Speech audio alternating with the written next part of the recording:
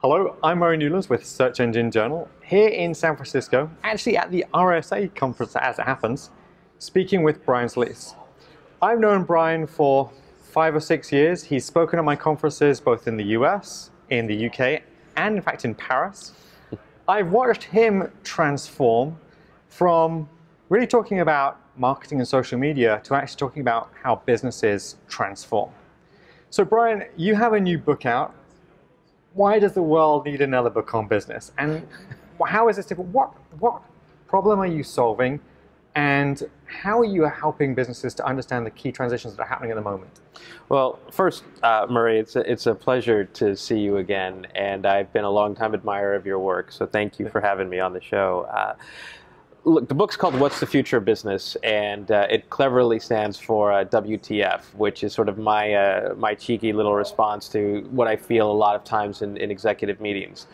Because business is changing. It's changing because technology is having an impact on customers. It's having an impact on employees. But there's no sense of urgency in the organization today to actually do anything about it. So what I was trying to do was empower readers to see exactly at a very approachable level what is changing and what you need to do about it. And so what I ended up learning was that there were 4 distinct moments of truth that customers go through in terms of their life cycle or their journey that they go through. And then there's the journey that businesses are investing money in, so before, during, and after transactions. And I wanted to show people that there's just a disconnect in what people are doing and where we're putting money. And so the entire book just breaks it down into those 4 moments to say, wow, I totally see what I need to do now. So why do you think that disconnect is happening? Why are businesses not making the necessary changes? Well, a lot of times it's because, it's ironic in a sense, because technology is changing us and we are investing in technology, yet we are not understanding how technology is affecting behavior, so we're not matching the investments with the right solutions. So what I mean by that is this. We invest in search, we invest in website design, we invest in social media, mobile marketing, we invest in email marketing. Across the gamut, we have a multi-channel approach. But for the most part, none of those departments talk to one another. None of those departments share customer insights or behavioral insights. Maybe they don't even have those insights. So they're basically making investments for the sake of technology. Do we have a website? Yes. Do we have a social media presence? Yes. How's our email newsletter? It's great. We're growing by leaps and bounds because we keep offering people discounts if they give us their email address. Whatever it is. But because there's no integration, there's no integrated experience. And as consumers become much more mobile and social, much more informed, much more connected, there's a real disconnect in what people expect and what people value versus what we think they value and what we think they expect. And the funniest part about this is we're using all the same technology.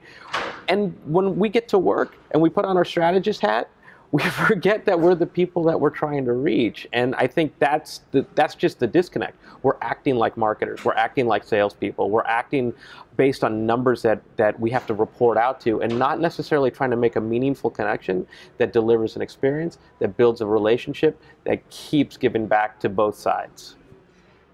So maybe to use an analogy, if you want to really simplify it, if you want to have a great social media strategy on Yelp, you have to have a great customer experience to deliver a great service, and then you can have great Yelp reviews. And people are saying, I want these great reviews, I want this great social media thing to happen, without thinking, what is my customer experience? Right. How do I make it real? Look, I mean, I actually love the fact that you just brought up Yelp because I got a handwritten note the other day. I did some business with a local service provider in my neighborhood, and at the end of the transaction, she wrote this lovely little handwritten note and said, thank you for your business. If you enjoyed working with me as much as I enjoyed working with you, would you mind leaving a review on Yelp? Because the happy people never leave reviews. The grumpy people always leave reviews. And if you have to make a decision based on what you read, it's off balance. And to her point, that's true. So there's one side that says you better deliver a great customer experience, right? Which, believe it or not, is completely foreign to a lot of business owners. What do you mean? This isn't a transactional relationship? I thought that's what it was all about. So they're surprised when they have a negative review. But in this case, she does invest in good customer experiences, but she's playing on the psychology that a negative customer will share that experience more than a positive experience. And so you have to ask, or you have to incentivize. And I think that's the key. The first moment of truth in the book is the zero moment of truth. That's something that Google has made quite famous by saying that when you're going to go into the discovery process, chances are you're going to Google it, and sort of what comes back is what fuels the next steps, right? So they're trying to say optimize for that moment of truth to steer people your way.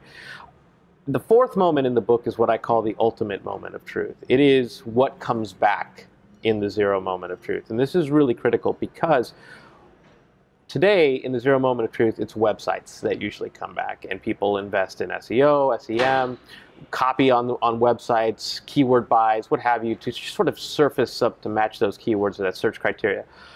But what happens in a world where people don't want a website, right? Like you're on a mobile phone, you're on a tablet, you want to make a decision. What are you going to do? You're going to look at shared experiences from peers, right? 85% of people say that they trust the opinions or the insights of their peers. It doesn't have to be people they know, it's just people that they trust or respect, bloggers, reviewers. Look, between YouTube and Google, that accounts for most of the initial searches in the zero moment of truth. Why YouTube, right? Everybody always says YouTube's the second largest search engine in the world. No one ever says why. Well, it's not because of funny cat videos. It's because a video comes back when you pop in a search, and it makes it easier to digest information.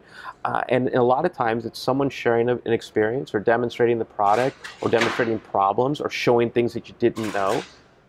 And in those cases, businesses aren't even aware at all what comes back in the zero moment of truth, because they're all focused on Google and writing websites, not for customers, but for the person who's going to approve what you designed or what you wrote on the website.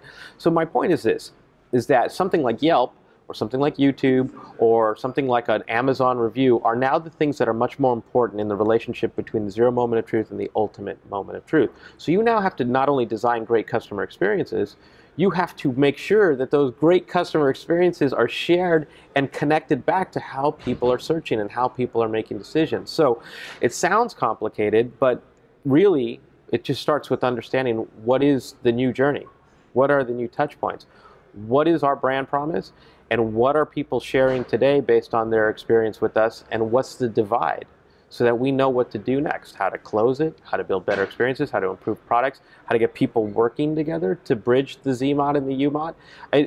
It's a lot of work, but this is the future of business, and it starts with changing the philosophy of how you even think about your customer relationship.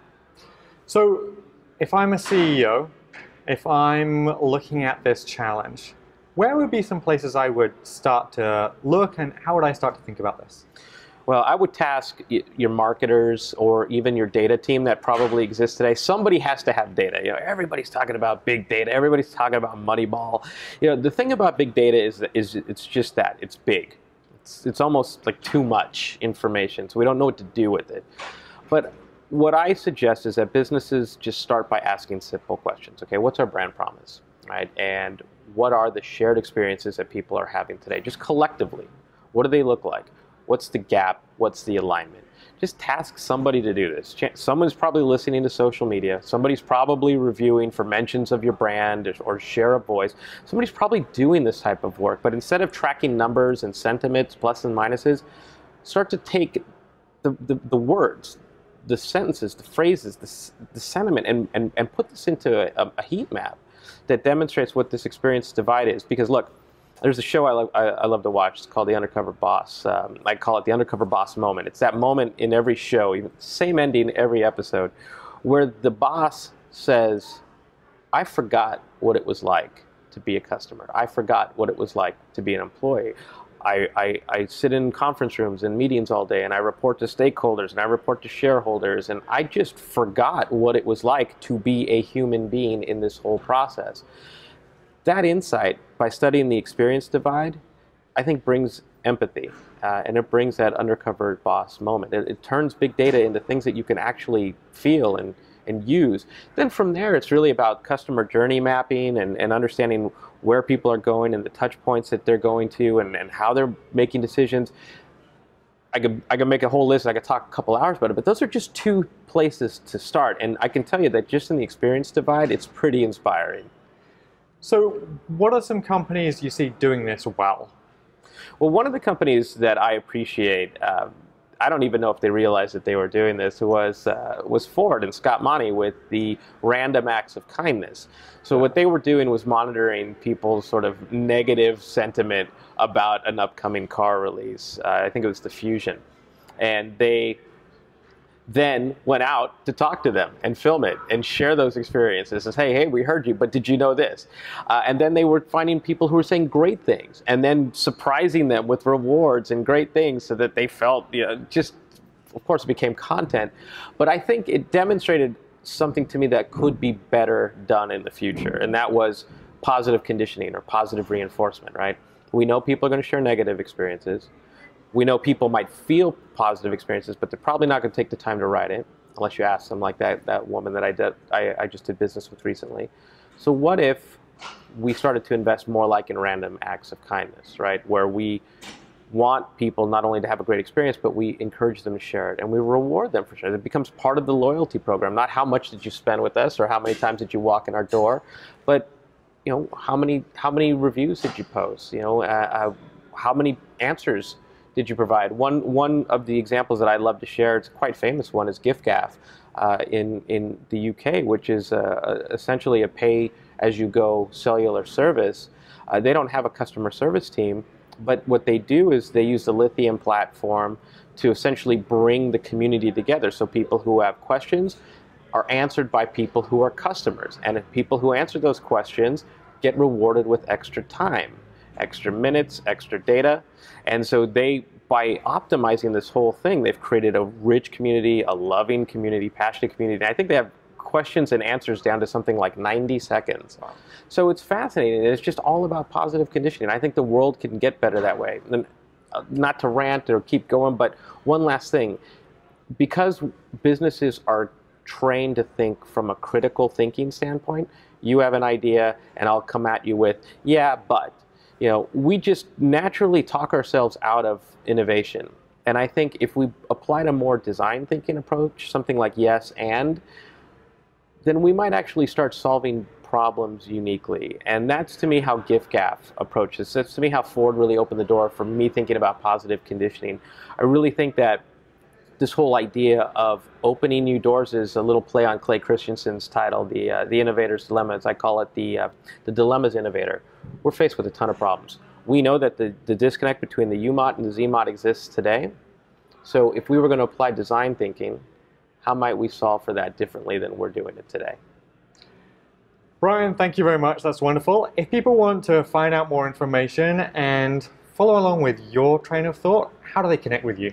Well, I would love it if they visited briansolis.com or follow me on Twitter at Brian Solis. And if they want to learn more about the book, they could go to WTFbusiness.com. I'm Murray Newlands with Search Engine Journal. I'll see you next time.